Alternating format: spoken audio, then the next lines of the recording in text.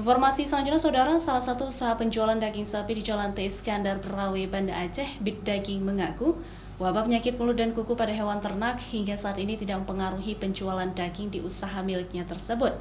Selain itu, harga jual daging juga tidak turun akibat wabah penyakit mulut dan kuku.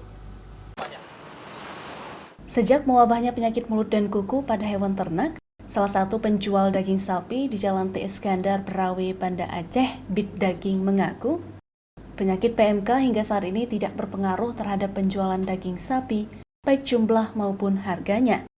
Hingga sekarang masih stabil dan tidak ada penurunan dalam penjualan.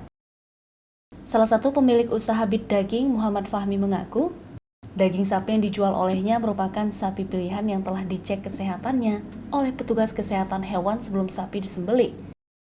Daging sapi dagangannya juga disembelih di rumah potong hewan, sehingga aman dari penyakit dan juga aman untuk dikonsumsi. Harga daging pun tetap bertahan di kisaran 150 hingga 160 ribu per kilogram.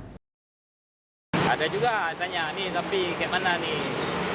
Saya bilang nih sapi bagus nih, sapi apa nih? Sapi yang udah dimasukin karantina, udah ada surat izin dari dokter. Nah. Sapi bagus kan? Ini disembelih di mana, Bang? Ini di Lambaru. Di RPH. Di RPH.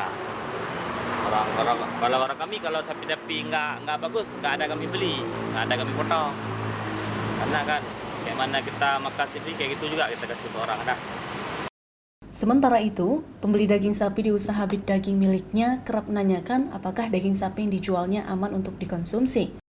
Mengingat penyakit mulut dan kuku yang menyerang hewan ternak saat ini, Fahmi pun meyakini pembeli bahwa setiap sapi yang dipotong di rumah potong hewan telah dicek kesehatan hewan dan juga daging yang dihasilkan aman untuk dikonsumsi.